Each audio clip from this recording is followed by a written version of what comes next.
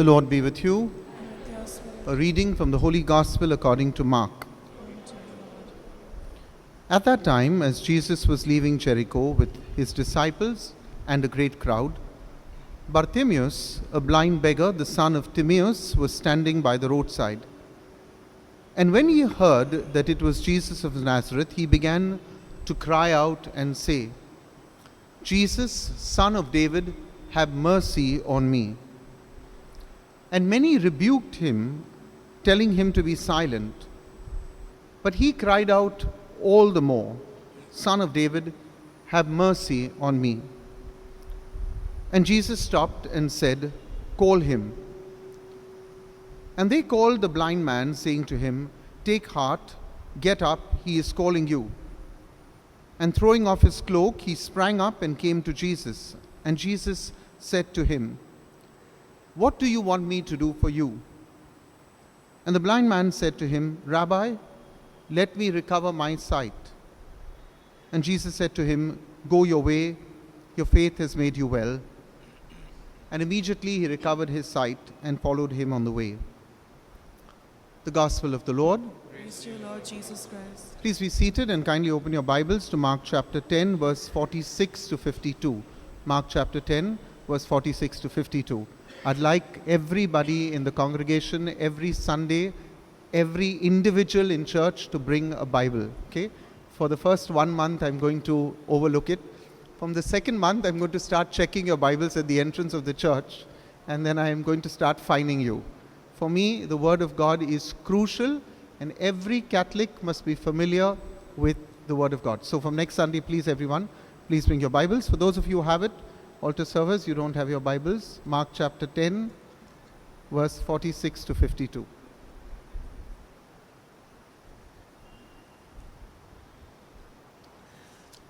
So very quickly, my dear brothers and sisters, if you look at the text of today, you will realize that it precedes chapter 11, which is the triumphant entry into Jerusalem. We know that Jesus is in Jericho. If you want to know where Jericho is, it's about, if you drive a car today from Jericho to Jerusalem, it's about 46 miles from Jerusalem. So Jesus is somewhere, maybe on a Wednesday or a Thursday before Palm Sunday. He is in Jericho. Jericho was also famous in those days. It was one of the oldest settlements at the time of Jesus. And Jericho was also famous for its dates and for our friend Zacchaeus, who climbed that tree. Now, the Gospel of today tells us that there was a blind man, and his name was Bartimaeus. Well, his name was not Bartimaeus, it was his surname. Because Bartimaeus, Bar means son of, and Timaeus was his father's name. It's like somebody got the translation a bit wrong. It's like saying Warner, son of Edmund. Yeah, it's just Bar meant, yes, Jesus would have been Yeshua Bar Yosef. Yeah, so Bartimaeus was really his surname. He was the son of Timaeus, and we know from Scripture that he was lying at the side of the road. So I thought today, let's look at this little narrative and see what can we learn from a man like Bartimaeus. What can we learn from him? The first thing I'd like to focus on was the fact that Bartimaeus could not be silenced. He was not relegated to a corner. You see, at the time of Jesus, if you were sick, whatever your illness was, it meant that you had sin in you. If a person even was born blind, it meant that he was sinful. All illness, no matter what it was, all illness at the time of Jesus was linked to sin. I can only imagine in these COVID days, all of us would therefore, by COVID, be tremendous sinners. And so because you were a sinner, because you were ill, even a minor rash on your skin at that time was taken to be leprosy and you were relegated to the sidelines. So because Bartimaeus was considered by everybody a sinner, he was quite used to being silenced and looked down upon. And that is the reason why when he started calling out to Jesus, the instinctive response of of the people around him was, shut up, keep quiet. And this is an experience that many of us have, the experience of being silenced in our life, depending upon your age, your circumstances. You could be socially silenced because you are unemployed. You could be silenced because you are ill on a sick bed. You could be silenced because people don't think you're important enough in the family. Many of us feel this sense of isolation and a sense of being silenced in our life. You could be silenced in your workplace too. But it's very interesting to note that Bartimaeus knew whom to cry out to, whom to approach in his pain, in his suffering. He knew he could turn, the one person that would not turn him down was Jesus. And he cried out to him. Bartimaeus may not have had sight, but Bartimaeus certainly had insight. He knew who he could reach out to. And that's the first lesson we can learn. If you feel silenced in this world, and all of us feel it in some way or the other, because of the relationship we share, because of the family in which we live in, because of our situation or our station in life, even in church, you may feel, I have been left out, I am silenced. We know who we can go to. We can go to Jesus. That's the first lesson we can learn. The second thing I'd like to share with you is that if you listen very carefully to the gospel, when Bartimaeus called out to Jesus, you would have expected him to say, Lord, please give me my sight. He never asked for sight. What did he ask for? Initially, he never asked for sight. Anybody remembers what did he ask for? Were you paying attention? Okay, it's perfectly fine at my masses to answer from wherever you are, okay? And if you don't, then look at the text of God and then you get it. Okay, just to give you a clue, or rather to tell you the answer today, it is, Rodney, what is the answer? Not sure. It's mercy. He asked for mercy, not once. He asked for mercy twice. He said, Son of David, have mercy on me. Now, don't you think that's strange? Because he knew that Jesus was a miracle worker. I'm sure he heard of him. That's the reason why he called out to. And when you need help, you would always ask for the obvious. A blind man, yes, would have asked for the obvious. Interestingly, he neither asked for his sight, nor did he ask for wealth, nor did he ask for some creature comforts. He asked for mercy. So what is really mercy?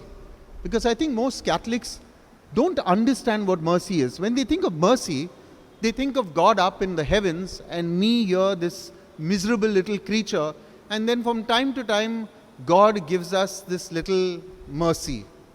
We sing it in that hymn, mercy drops around us are falling.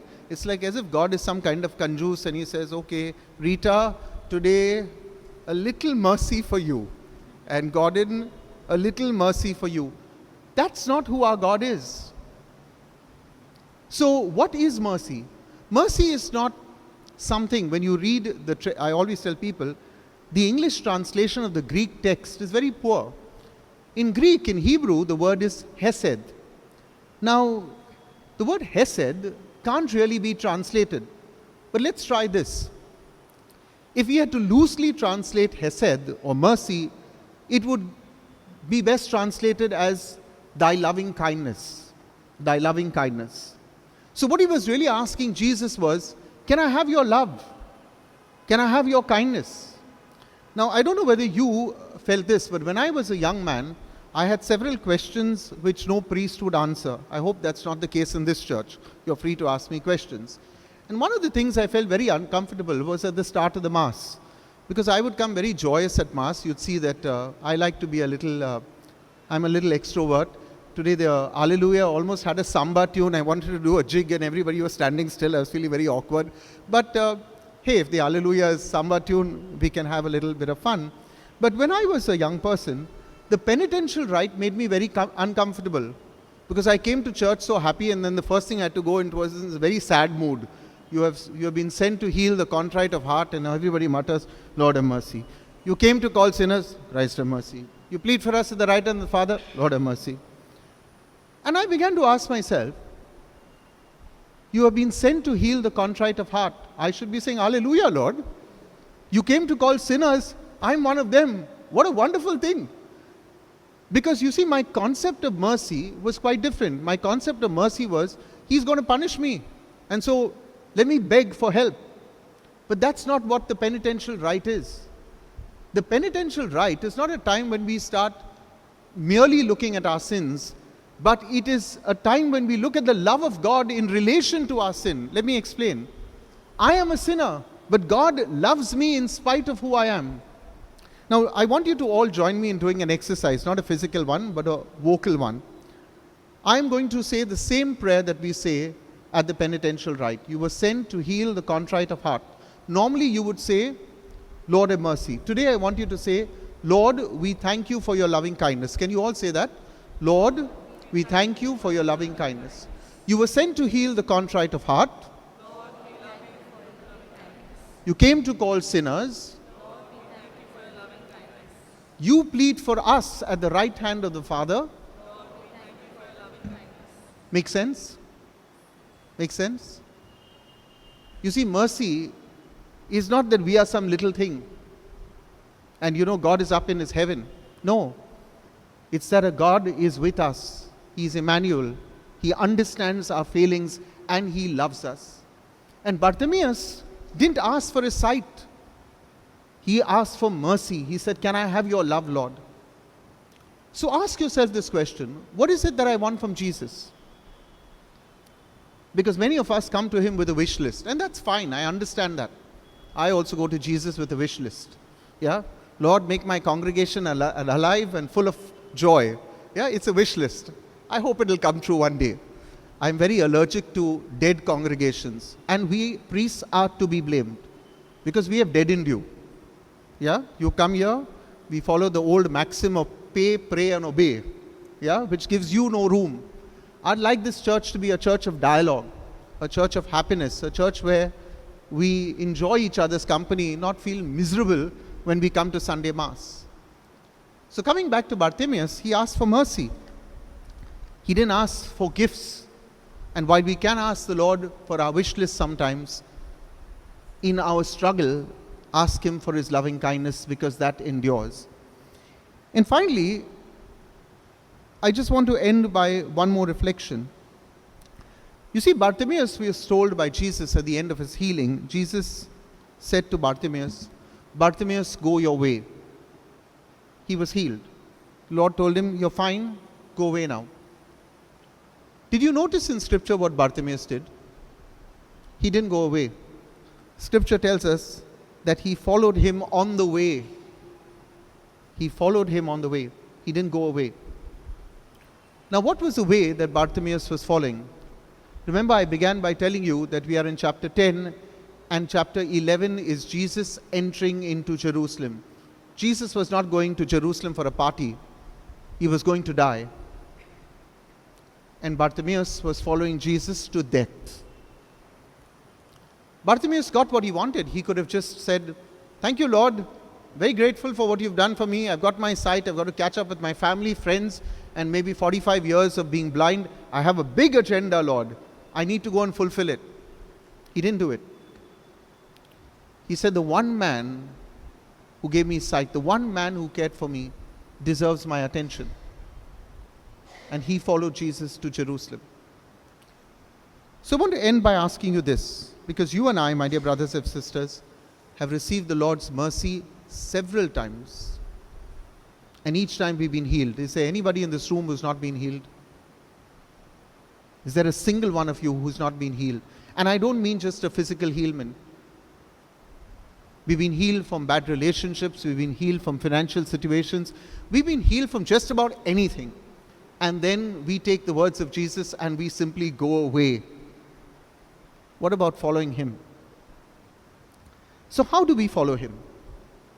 Some of us perhaps become priests. And I'm not asking all of you to become priests because we need a congregation also. Yes? But each one of us can find our own little way to serve the Lord.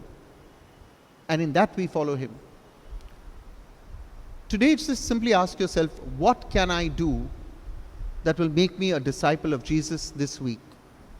Decide that today before you leave the church. I'm going to do one thing. Just one thing, Lord. Not 10 things for you, just one thing. But I'm going to do that one thing with all my heart.